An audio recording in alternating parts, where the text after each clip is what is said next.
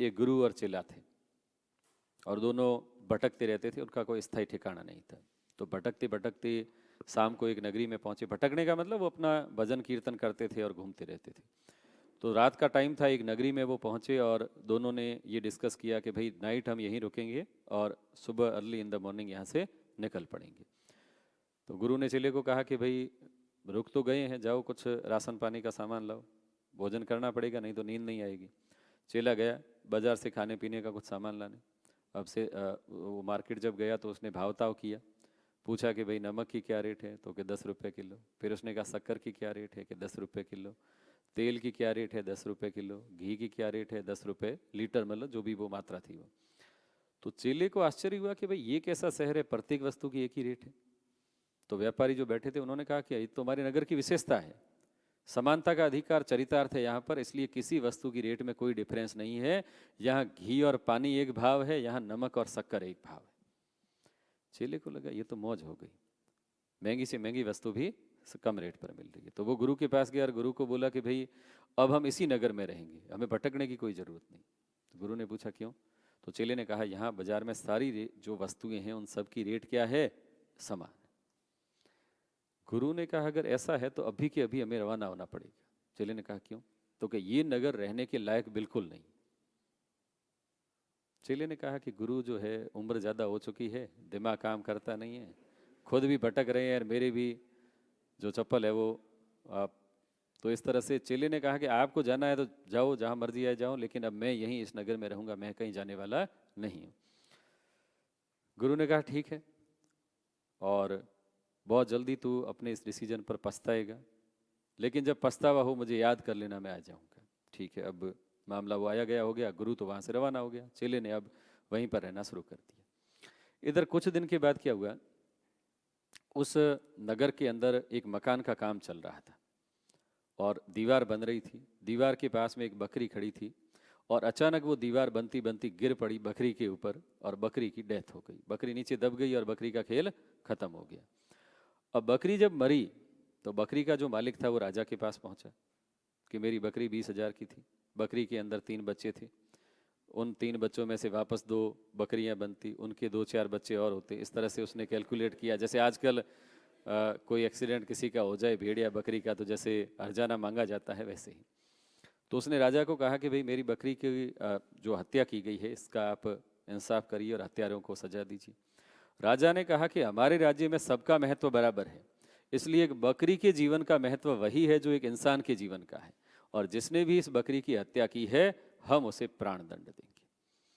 तो जिस व्यक्ति की दीवार बन रही थी उसके मालिक को सैनिक पकड़ के ले आए कि इस व्यक्ति का मकान बन रहा था, इसकी दीवार गिरी है और बकरी मरी है, तो इसको प्राण दंड दिया जाए। राजा ने कहा ले जाओ फांसी के फंदे पर टांग दो। ये मैसेज जाना चाहिए कि हमारे राज्य में प्रत्येक जीवन की जो वैल्यू है वो क्या है, समान।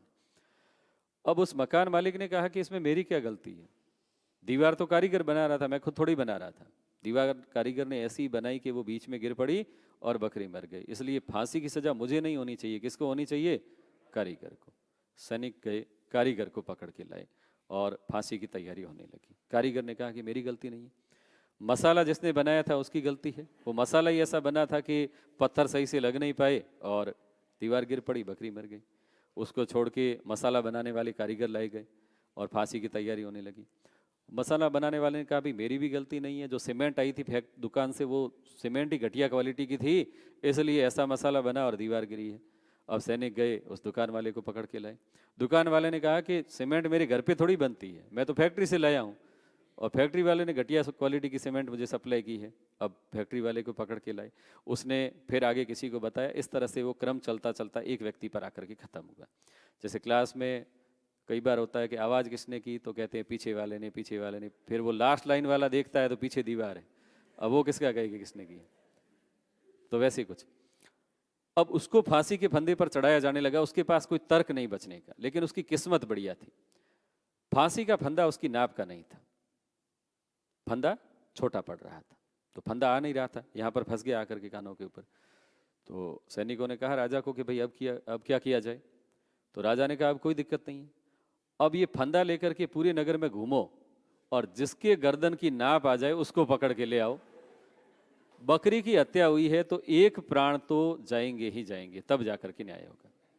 अब वो फंदा लेकर के घूमने लगे और घूमते घूमते घूमते उनको वो चेला दिखाई दिया गुरु का, और चेले की गर्दन की नाभ जो थी वो बिल्कुल परफेक्ट, कोई डिफरेंस नहीं।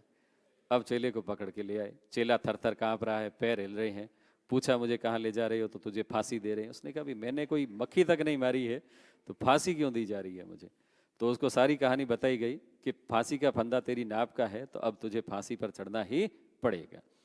अब उसको महत्व समझ में आया गुरु की बात का कि सारी रेट समान होने का मतलब है कि यहाँ मूर्खों और गुणवान लोगों की वैल्यू में कोई अंतर नहीं है, इसलिए गुणवान लोगों के रहने के लायक ये नगर नहीं है।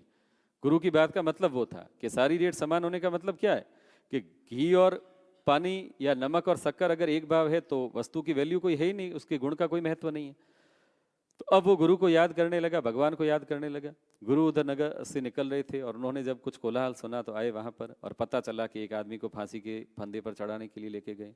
गुरु ने सोचा कि अपने चेले का ही तो नंबर नहीं आ गया कहीं, तो वो फांसी वाले स्थान पर पहुँचे और वहाँ देखा तो आगे चेला जो है वो लगभग फंदे पर उसको ले जाया जा रहा था।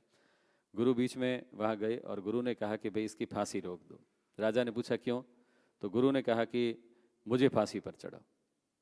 तो राजा ने कहा कि भाई ये तेरा कौन लगता है, तू क्यों फांसी के फंदे पर चढ़ना चाहता है? गुरु ने कहा लगता कुछ नहीं है, मैं बहुत पहुंचा हुआ सन्यासी हूँ, मैंने बहुत घोर तपस्या और साधना की है, मैं त्रिकालदर्शी हूँ और मैंने पता लगाया है समय की गणनाओं का कि अभी वो समय चल रहा है कि इस समय में जो फांसी के फंदे पर चढ़ के मरेगा वो सीधा स्वर्ग जाएगा, इसलिए स्वर्ग में जाऊंगा, ये व्यक्ति नहीं जाएगा। राजा ने कहा तो इतना होशियार बन रहा है, स्वर्ग जाना चाहता है? स्वर्ग कोई नहीं जाएगा, स्वर्ग जाएगा तो राजा खुद जाएगा। अब वो फांसी का फंदा राजा के सर पर डाला गया और राजा को फांसी के फंदे पर लटकाया गया। राजा को प्रजा से और प्रजा को राजा से क्या मिल गई? मुक्ति मिल गई।